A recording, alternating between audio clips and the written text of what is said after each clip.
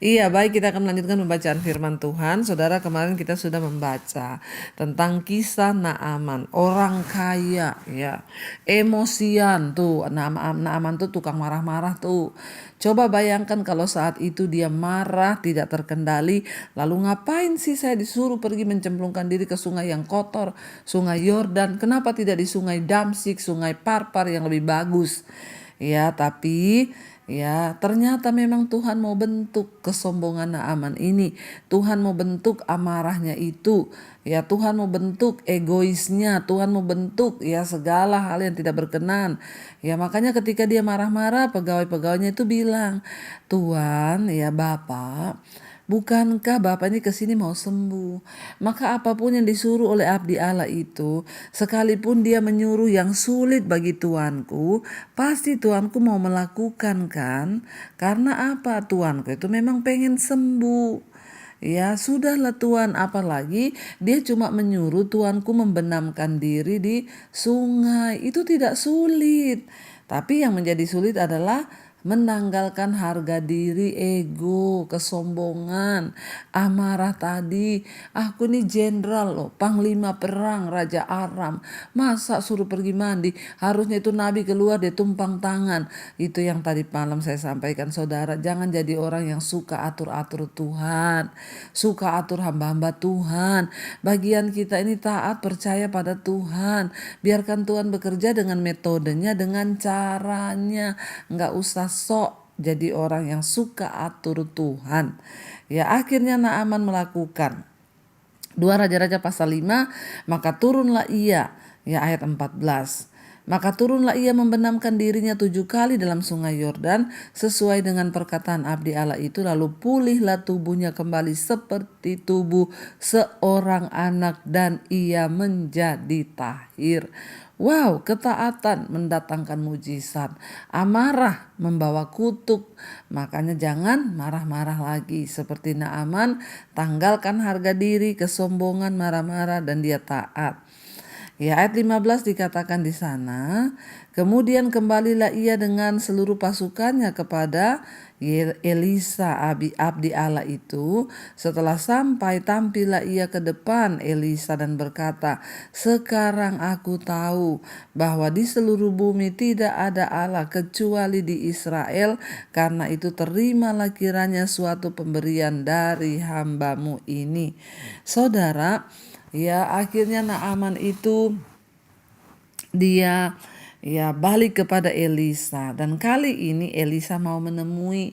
Yang pertama dia datang, Elisa nggak mau temui karena memang sengaja Tuhan melakukan itu melihat ya kesombongannya Naaman ini. Makanya pertama kan dia marah-marah, harusnya dia tuh keluar temui aku, belum tahu dia nih aku nih jenderal. Harusnya dia tumpang tangan sama aku biar aku sembuh. Tapi puji Tuhan, Naaman bertobat. Dan ketika dia sembuh, dia kembali lagi ke rumah Elisa. Dia katakan di sana, ya maka Elisa tampil menemui dia, saudara. Tampillah Elisa ke depan dan berkata, ya, dan ia saudara, ketika itu dikatakan dia kembali ke rumah Elisa, tampillah ia ke depan Elisa. Jadi dia datang, ya berdiri depan Elisa, lalu dia bilang, "Sekarang aku tahu bahwa di seluruh bumi tidak ada Allah kecuali di Israel." Ya akhirnya saudara, memang Tuhan mau Naaman tahu bahwa di Israel itu ada Allah yang berkuasa, Tuhan yang hidup. Ya makanya dari mulutnya keluar kata-kata, "Sekarang aku tahu." Ya padahal dia ini dulu sudah punya agama. Dia itu tidak pernah bolos melakukan di kuil-kuil penyembahan berhalanya. Tapi sayang dia tidak tahu Tuhan yang benar. Makanya Tuhan melihat Naaman ini kasihan. Dia terus berusaha mencari Allah. Dia tuh ya berkorban melakukan segala hal untuk ibadahnya. Tapi kasihan dia beribadah bukan kepada Allah yang benar. Makanya Tuhan izinkan dia kena kusta supaya dia mengalami perjumpaan pribadi dengan Tuhan. Saudara, ya perjumpaan pribadi dengan Tuhan itu memang kadang tidak enak. Kita harus dibawa di malapetaka, ya dibawa dalam persoalan, bencana dan lain sebagainya. Tapi kalau itu untuk membawa kita berjumpa dengan Tuhan, ya bersyukurlah. Akhirnya Naaman lewat sakit kustanya boleh berjumpa dengan Allah Israel yang hidup, yang sanggup memberi kesembuhan. Dia bilang begini, karena itu terimalah kiranya suatu pemberian dari hambamu ini. Ayat 16, tetapi Elisa menjawab, demi Tuhan yang hidup, yang di hadapannya aku menjadi pelayan, sesungguhnya aku tidak akan menerima apa-apa. Dan walaupun Naaman mendesaknya supaya menerima sesuatu, ia tetap menolak. Saudara, Elisa seorang hamba Tuhan, dia itu banyak ditolong oleh orang-orang. Ya, bahkan dia sering ya minta pertolongan. Contoh, ya dia itu ya dijamu oleh perempuan Sunem yang kaya. Ya disuruh tidur di kamar atasnya, dibuatin kamar. Dia mau dikasih makan sama perempuan Sunem dan suaminya. Dia mau. Bahkan ketika akan mengalami kelaparan, ya Tuhan berkata, kamu pergi kepada janda yang miskin, janda Sarfat. Nanti janda itu akan beri engkau makan. Malah Elisa ketika ketemu janda miskin itu dia bilang, beri aku roti, beri aku makan. Ya, tetapi kali ini lucu saudara. Naaman itu membawa persembahan yang tidak sedikit. Kalau dihitung dengan jumlah yang dia bawa itu emas, perak, itu miliaran saudara. Ya, tetapi kenapa Elisa dilarang Tuhan menerima persembahan itu saudara? Karena memang tidak semua persembahan itu harus kita terima. Kadang Tuhan ya memerintahkan. Saya pun dulu pernah menolak pemberian ketika ada orang mau memberkati kami untuk DP rumah 75 juta. Tapi saya mendengar Tuhan berkata, tolak, jangan terima. Saya tolak saudara. Sampai orangnya tuh bingung, kenapa Bu? Ibu kan lagi butuh. Saya bilang, ya saya hanya mau menuruti apa yang Tuhan suruh. Saya tidak bisa terima karena saya sedang melayani keluarga ini saudara. Dan Tuhan bilang jangan. Ya secara manusia berat nggak? Berat bagi saya. Daging ini berat. Saya lagi butuh, disuruh sama Tuhan menolak. Tapi ya ada saatnya kita ini harus benar-benar mengikuti suara dan tuntunan Tuhan. Dikatakan di sana saudara. Lalu pada akhirnya Elisa bilang, aku tidak akan menerima apapun daripadamu. Kenapa saudara? Kalau saya mencoba memahami ya kenapa ya Tuhan tuh suruh Elisa tolak, itu uang banyak loh. Naaman ini seorang yang terkenal, dia panglima perang rajanya Aram. Seluruh bangsa-bangsa mengenal dia. Saudara, kalau sampai Naaman itu membawa persembahan yang miliaran itu lalu diterima oleh Elisa, mungkin ceritanya akan jadi berbeda. Dia akan cerita kepada orang-orang, wah saya tuh kemarin sakit kusta loh, saya tuh datang mencari kesembuhan, saya bawa persembahan tuh tidak sedikit loh, 2,5 miliar loh saya bawa, saya kasih sama itu hamba Tuhan itu, dia terima loh saudara. Ya Yanti yang dimuliakan, oh dia bawa uang makanya dia disembuhkan. Tuhan tuh tidak mau ya, sehingga ketika dia disembuhkan benar-benar di sini hanya nama Tuhan lah yang dipermuliakan, bukan uangnya. Ya, dan Tuhan membuktikan kepada Naaman karena dia kaya, dia pikir uangnya bisa membeli segala sesuatu. Tuhan membuktikan kepada Naaman, nih lihat ya, uangmu itu tidak ada apa-apanya dibandingkan dengan kuasa Tuhan. Tidak semua bisa kau bayar dengan uang. Tuhan tuh membuktikan kepada Naaman sebagai orang kaya, kau jangan mengandalkan uangmu itu. Bahkan nih hamba Tuhan tidak mau terima uangmu itu. Jadi kita lihat saudara ya di sini, dan akhirnya Elisa menolak. Elisa berkata, tidak ya, aku tidak akan menerima pemberianmu itu. Ya, Elisa jelas langsung ya dikatakan, demi Tuhan yang hidup, yang di hadapannya aku menjadi pelayan, sesungguhnya aku tidak akan menerima apa-apa. Dan walaupun Naaman mendesaknya supaya ia menerima sesuatu, ia tetap menolak. Ayat 17 saudara dikatakan, jadi kita lihat ya, Elisa tidak mau menerima uang Naaman untuk menunjukkan bahwa pertolongan Tuhan, pertolongan Allah tidak bisa dibeli dengan uang. Tidak semua bisa diselesaikan dengan uang. Uang bukan jalan keluar, tapi Tuhanlah ya sumber pengharapan dan kesembuhan. Uang kita seperti uang Naaman saudara. Ingat, tidak berguna ya ketika kita menghadapi kematian pun. Uang tidak bisa menolong. Kita sudah melihat banyak orang-orang kaya booking pesawat pribadi, diterbangkan ke Singapura, ditangani dokter pribadi, bisa bayar kamar VIP yang mahal. Tapi ingat, nyawa itu ada di tangan Tuhan ya. Dikatakan di sana ya, tidak berguna uang itu menghadapi kematian, malapetaka. Tidak peduli berapapun banyaknya kekayaan yang kita kumpulkan dalam hidup ini. Ingat, kekayaan itu akan menguap ya ketika kita berdiri di hadapan tahta pengadilan Kristus nanti, Sang Pencipta kita. Iman kita kepada Tuhan, ya kepada Kristus, itulah yang akan menyelamatkan kita, itulah yang akan menyembuhkan kita, bukan depositmu di bank itu. Ya, ingat orang-orang kaya, jangan kau mengandalkan uang dan harta, karena uang itu tidak bisa menyelamatkan. Tuhanlah sumber pengharapan kita. Ya, bagaimana mungkin Naaman itu ya diam, ya? Bagaimana mungkin Naaman itu bisa diampuni oleh Tuhan, ya. Saudara, ketika pada waktu itu dia berkata begini, kita lihat ayat yang ke 17, dia bilang, akhirnya berkatalah Naaman, jikalau demikian, biarlah diberikan kepada hambamu ini tanah sebanyak muatan pasang bagal. Sebab hambamu ini tidak lagi akan mempersembahkan korban bakaran atau korban sembelihan kepada Allah lain, Allah huruf kecil, ya, tidak akan menyembah lagi kepada Allah lain kecuali kepada Tuhan. Dan ayat 18, dan kiranya Tuhan mengampuni hambamu ini dalam perkara yang berikut. Apabila tuanku masuk di kuil Rimon untuk sujud menyembah di sana, aku menjadi pengapitnya, sehingga aku harus ikut sujud menyembah dalam kuil Ramon itu. Ya, dia katakan, kiranya Tuhan mengampuni hambamu ini dalam hal itu.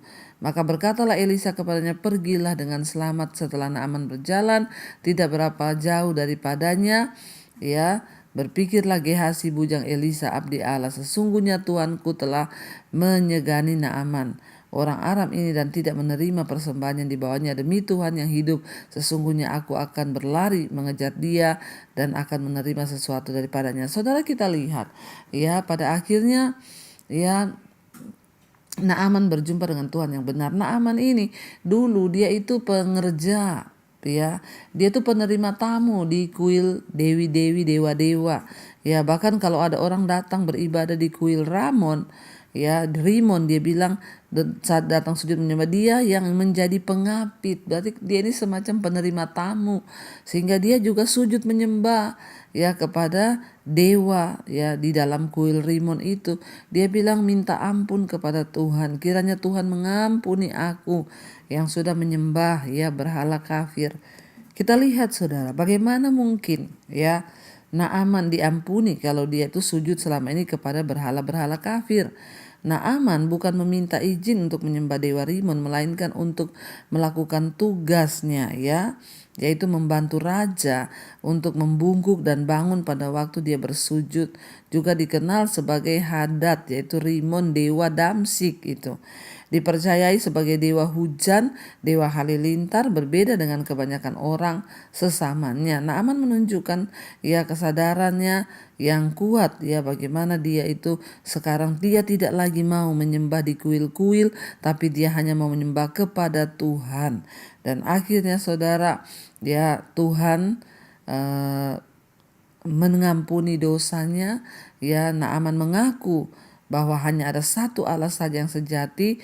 Naaman tidak ingin lagi menyembah kepada Allah-Allah lain. Tindakannya memohon ampun kepada Tuhan itu menunjukkan, saudara, bahwa Naaman sungguh-sungguh, ya, dia mau bertobat dan percaya kepada Allah yang hidup. Ya, dia bilang, ya, dan sekarang aku tidak akan lagi mempersembahkan korban bakaran atau korban sembelihan kepada Allah lain kecuali kepada Tuhan. Dan Tuhan mengampuni dia. Ya, setelah Naaman pergi, bujangnya Elisa melihat, namanya Gehazi. Waduh, Elisa ini sayang, gak mau terima uangnya Naaman, kan banyak. Ya, aku mau kejar dia, mau minta daripada dia. Ayat 21, lalu Gehazi mengejar Naaman dari belakang. Ketika Naaman melihat ada orang yang berlari-lari mengejarnya, turunlah ia dengan segera dari atas kereta untuk mendapatkan dia dan berkata, selamat. Jawabnya, selamat tuanku. Elisa menyuruh aku mengatakan, baru saja datang kepadaku 2 orang muda dari pegunungan Efraim dan dari antara rombongan nabi. Baiklah, berikanlah kepada mereka setalenta perak dan 2 potong pakaian. Naaman berkata, silakan ambillah 2 talenta. Naaman mendesak dia dan membungkus 2 talenta perak dalam 2 pundi-pundi dan 2 potong pakaian. Lalu memberikannya kepada 2 bujangnya. Mereka ini mengangkut semuanya di depan Gehazi. Setelah mereka, ya, sampai ke bukit, ya, dikatakan di sana, berpikirlah, ya, setelah mereka ini sampai ke bukit, disambutnya lah dari tangan mereka, disimpannya di rumah. Ya, jadi Gehazi ini mereka ini mengangkut semuanya di depan Gehazi. Setelah mereka sampai ke bukit, disambutnya lah dari tangan mereka, disimpannya di rumah dan disuruhnya kedua orang itu pergi. Maka pergilah mereka. Baru saja Gehazi masuk, tampillah ke depan tuannya, berkatalah Elisa kepadanya. Jadi Gehazi itu bujangnya Elisa, dia kirim 2 orang saudara budak untuk mengejar Naaman, meminta daripada Naaman ya agar dikasih ya berkat ya. Jadi kita melihat di sini saudara ya, Gehazi itu melihat adanya kesempatan dalam kesempitan ya, sangat baik ya untuk menjadi kaya dengan cara egois atau membohongi saudara ya. Dia dengan sengaja ya meminta uang, mencari uang, yang akhirnya saudara ternyata dia bohong dan berusaha menutupi semuanya di hadapan Tuhan dan juga Elisa. Tapi apakah Tuhan bisa dibohongi? Jangan suka mencari kesempatan dalam kesempitan ya, apalagi berbohong, bawa-bawa nama Tuhan, bawa-bawa hamba Tuhan, bawa ini buat para saudara yang mendengar ini, juga terutama hamba-hamba Tuhan yang ada dimanapun, di desa atau dimanapun, jangan suka berbohong. Ya, kita melakukan hal-hal yang tidak berkenan apalagi demi uang. Uang itu jahat sekali. Ya, karena itu orang bisa ya menyembah Allah, menyembah berhala yaitu uang. Makanya Yesus sejajarkan dirinya dengan Mamon. Gehazi ini mencari kesempatan, dia bilang sayang sekali Elisa gak terima uang itu. Dia suruh 2 orang pergi. Dan dikatakan di sana ya, kita lihat lalu Elisa bertanya kepada Gehazi, dari mana Gehazi? Jawabnya, hambamu ini tidak pergi kemana-mana. Ayat 26, tetapi kata Elisa kepadanya, bukankah hatiku ikut pergi ketika orang itu turun dari atas keretanya mendapatkan engkau?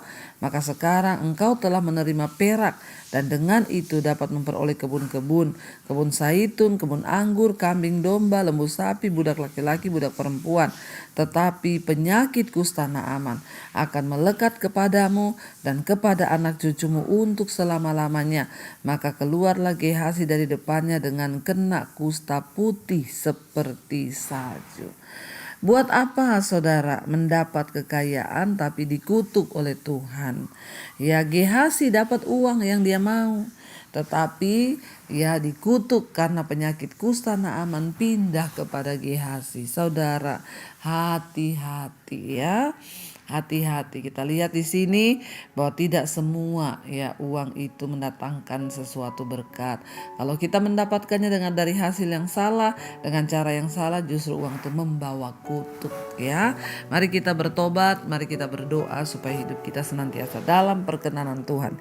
Kita tundukkan kepala, kita berdoa. Terima kasih Bapa, kami belajar melihat kebenaran firman-Mu, bagaimana kami hidup dan bersikap terhadap uang. Kami juga mau taat, membuang segala amarah, egois kami, kesombongan kami, agar kami dapat melihat mujizat Tuhan.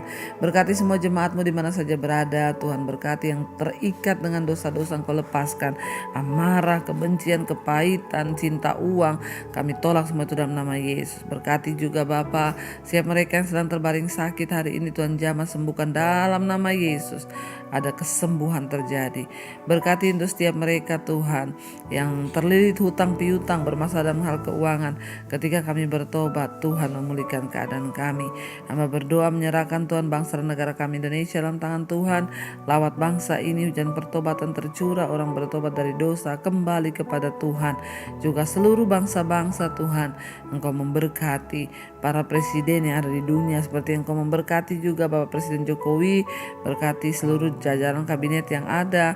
Roh takut akan Tuhan ada dalam kehidupan mereka Tuhan. Semua pemerintah di atas bangsa ini kami menyerahkan. Seluruh bangsa-bangsa Asia, Afrika, Amerika, Eropa, Australia ada dalam tangan Tuhan. Hujan pertobatan terjadi sehingga jiwa-jiwa berbalik bertobat datang kepada Tuhan Yesus. Terima kasih Bapa. Mari buka hati dan tanganmu saudara, karena itu terimalah kiranya berkat, rahmat, anugerah dari Allah Bapa, cinta kasih Tuhan Yesus Kristus, penyertaan Allah Roh Kudus turun atas hidup kita mulai hari ini, bahkan sampai kali yang kedua Tuhan Yesus datang kembali menjemput kita. Nama kita tercatat dalam kitab kehidupan. Dalam nama Tuhan Yesus yang percaya diberkati Tuhan, katakan bersama amin, amin, amin. Tuhan Yesus memberkati saudara. Shalom dan Immanuel buat setiap kita.